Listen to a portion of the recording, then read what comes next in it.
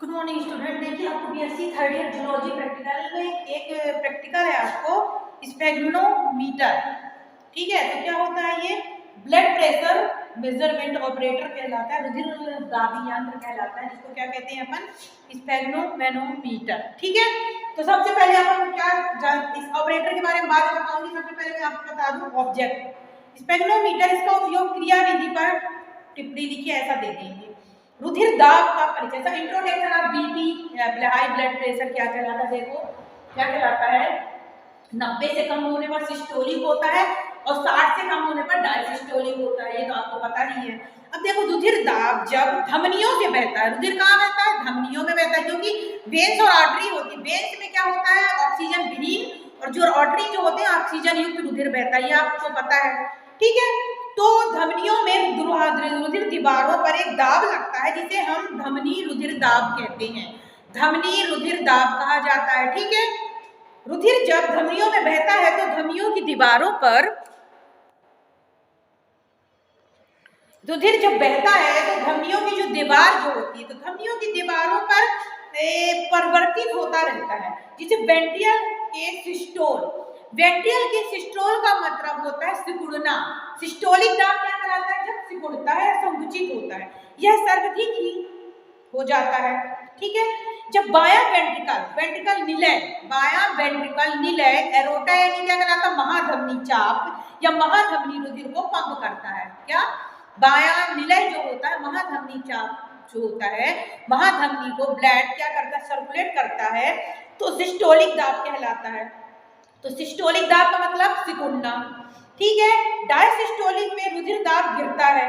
ठीक है, याद रखना जब सिस्टोलिक दाब होता है तो दाब बढ़ता है, डायसिस्टोलिक दाब में रुधिर दाब घटता है, न्यून स्तर पर आ जाता है, यह डायसिस्टोलिक रुधिर दाब कहलाता है। ठीक है, तो सिकुड़ना यह सर्वाधिक होता है जब वाय वेंट्रल या निलय, हमें भी पता है निलय जो होता है महाधमनी में रुधिर पंप करता है, तो ये सिस्टोलिक दाब कहलाता है। ठीक है, सिस्टोलिक दाब का मतलब क्या होता है 100 से 120 जो Hg पारा जो एक्यूरेट किया जाता है अपन पारे के द्वारा, मैनेजमेंट पैरामीटर पारा जो होता है उसके द्वारा, Hg का मतलब जो होता है पैरामीटर जो पारा होता है उसके द्वारा व्यक्त करते हैं। ठीक है, जबकि डायसिस्टोलिक दाब 60 से 80 mn Hg होता है ना, पारा जो चढ़ता है तो ये होता है। तो आपको ये समझ में आ गया होगा सिस्टोलिक रुधिर दाब कितना होता है। सिस्टोलिक रुधिर दाब आपका 100 या 90 भी ले सकते हो, 120 mm Hg होता है। और डायसिस्टोलिक दाब अभी हमने क्या बताया कि जो न्यून स्तर पर आता है, जब लो होता है तो न्यून स्तर कहलाता है 60 से 80 तक होता है। ठीक है, ये हो गया। रुधिर दाब मापने हेतु प्रयोगशाला में एक उपकरण का उपयोग किया जाता है जिसको हम स्पेग्नोमीटर के उपकरण कहते हैं।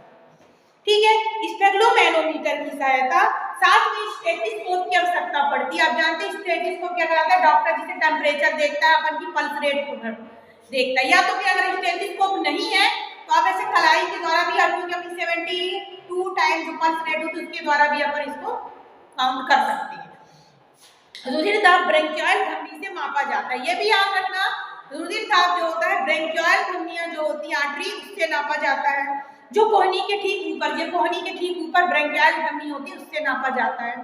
ठीक है, मेडुला ओब्लांगेटा में स्थित वाहिनी चार्ज जिसे हम क्या कहते हैं उनको रुधिर दाब तुलनात्मक रूप से स्थिर रखता है। जब हम सोते हैं ठीक है तब स्थिर होता है, व्यायाम चिंता करते हैं तो क्या होता है ये स्थिर रहता है, उत्तेजना के समय रुधिर दाब में परिवर्तन आ जाता है।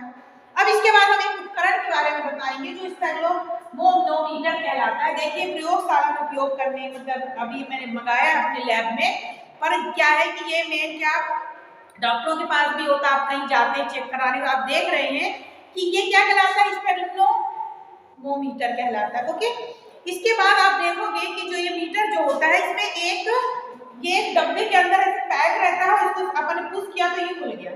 खुलने के बाद आप देखेंगे इसमें कांच की नली दिखाई दे रही होगी आपको, एक कांच की नली है। ठीक है, कांच की नली के बाद आप देखेंगे कि इसमें एक ये नोज लगा हुआ जो इसको स्टॉप किया जाता है, ये पारे का एक छोटा सा सिलेंडर जिसके अंदर पारा इसमें होता है। ठीक है, ये हो गया। साथ ही आप देखोगे कि इसमें 2 ट्यूब लगी हुई है, ये देखो आप दो ट्यूब लगी हुई रहती है, ग्रीन कलर की दो ट्यूब लगी होती है, जो कि एक ट्यूब मैंने भी ज्वाइंट करके रखी हुई है। और ये देखिए कपड़े का कफ कहलाता है। ये कपड़े का जो कफ जो होता है, इसको हम हाथ में जो लपेटते हैं वो वाला भाग है कपड़े का कफ। साथ ही इसमें एक पंप होता है। पंप को जब हम इसमें ज्वाइंट कर लेते हैं, ज्वाइंट करने के बाद नोट करते हैं। देखिए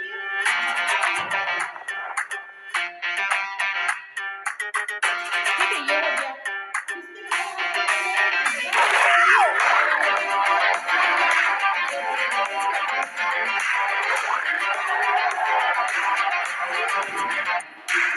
तुमने मोहब्बत करनी है, हमने मोहब्बत की है, इस दिल के अलावा किसी से भी ना हमने इजाजत ली है। हुनर है ये भी इश्क का किसी किसी। एक नोजल लगा हुआ था पंप में, जिसको हम खोल सकते हैं तो हवा निकल जाती है, और बंद करने में इसमें हवा रहती है। और ये फिर ऊपर की ओर ये पारा जो जाके 120 तक अपन ये रीडिंग के लिए 120 तक ले जाके इसको स्टॉप करते हैं।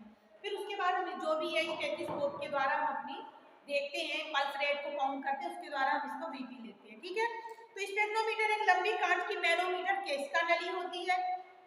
ठीक है, नली के ऊपर सिरा खुला हुआ है। देखो इसका नली का ऊपर का केस का नली, इसको ऊपर का सिरा हुआ क्या है, खुला हुआ है, आपको दिख रहा होगा। ठीक है, मैनोमीटर के वातावरणीय दबाव के कारण इसके ऊपर का सिरा खुला रखना पड़ता है। मैनोमीटर माउंट दोनों ही निशानों पर गहरे रंग के देखिए स्तंभ जिसमें कि नंबर लिखे हुए हैं। ठीक है, मरकरी बल्ब मैनोमीटर की एक दिशा से जुड़ा हुआ होता है। बल्ब का सिरा नोजल के ऊपर की तरफ होता है। ठीक है, रबड़ की नली स्वतंत्र सिरा एक रबड़ की थैली होती है। देखिए इसको कप कहते हैं, हमने पहले ही बताया था, और ये पंप के द्वारा ये ऊपर की तरफ चढ़ता जाता है। कप का रबड़ निकालने पर पंपिंग बल्ब से जुड़ जाते हैं। ठीक है, अब स्पेक्ट्रोमीटर जो मैंने ये बताया बीपी टेस्ट करने की जो मशीन है, इसका उपयोग मैं आपको बता रही हूँ, आप लोग ध्यान से सुनिएगा कि उपयोग क्या होता है। कि रबड़ के पंपिंग बल्ब का नियमन पेच इस प्रकार से खोलते हैं कि कप एवं नली में भरी वायु निकल जाए, क्योंकि कप जो इसमें भी वायु भर जाती है। ठीक है, और जो इसका पंप जो होता है इसमें भी वायु भर जाती है, दोनों में वायु। तो इसको जब इसको खोलेंगे अपन, तो खोलने से इसकी वायु पूरी तरह निकल जाएगी। ठीक है, तो ये वायु निकल जाती है। इसके बाद कोहनी के ऊपर ब्रेकियाल धमनी जो होती है, वहां पे दो उंगली छोड़ करके इसको लपेट लिया जाता है। कप को लपेटने के बाद रबड़ पंपिंग नियम को टाइट, जो रबड़ का पंप है इसको अपन ने अब टाइट कर दिया। टाइट करने के बाद फिर इससे अपन क्या करते हैं, पंपिंग करते हैं। कितनी हमने अभी बताया 90 से 120 मिल सकती है, और 100 से 120 तक में जो पारा जो होता है जा करके निशान तक चढ़ जाए। अब स्टेथोस्कोप की सहायता से कोहनी, स्टेथोस्कोप लगाया कोहनी कान में, और यहाँ पे कोहनी के पास हमने स्टेथोस्कोप को लगा दिया। लगाने के बाद रुधिर की आवाज समाप्त होने तक रीडिंग मतलब दबा करके धमनी में रुधिर की आवाज सुनते हैं, क्योंकि अपन को इससे ना सुनाई देती है, धक धक की आवाज सुनाई देगी। ठीक है, फिर इसके बाद हम वायु को धीरे धीरे पंप, और धमनी के रुधिर की आवाज, वायु को धीरे धीरे पंप करें, मतलब धीरे धीरे फिर इसको पंप करते हैं और रुधिर की आवाज सुनते हैं। अब रुधिर की आवाज समाप्त होने तक, जैसे मतलब आवाज समाप्त होती है वो वाली रीडिंग अपन नोट करते हैं। आवाज सुनाई देना बंद हो तो मैनोमीटर की रीडिंग नोट कर लेते हैं। तो सिस्टोलिक रुक्त दाब, जैसी आवाज बंद सुनाई देना बंद हुई वो रीडिंग अपन नोट करते हैं, वो सिस्टोलिक दाब कहलाता है। नियमन पेश धीरे धीरे ढीला करते हैं और समान धमनी की आवाज सुनते हैं। अभी देखो रुधिर की अपन ने सुनी, सिस्टोलिक दाब में अपन को रुधिर का प्रेशर सुनाई देगा, जैसी आवाज बंद होती है अपन बंद कर देते हैं। नियमन पेश को धीरे धीरे ढीला करते हैं, समान धमनी की आवाज सुनते हैं। देखिए समान धमनी की आवाज वो डायसिस्टोलिक, देखिए जो ब्लड की आवाज क्या कहलाता है, सिस्टोलिक दाब।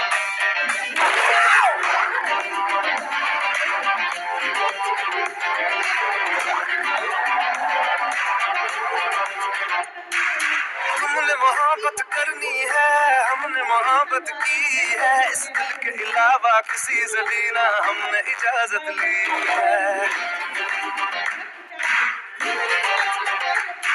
हुनर है ये भी इश्क का किसी किसी को।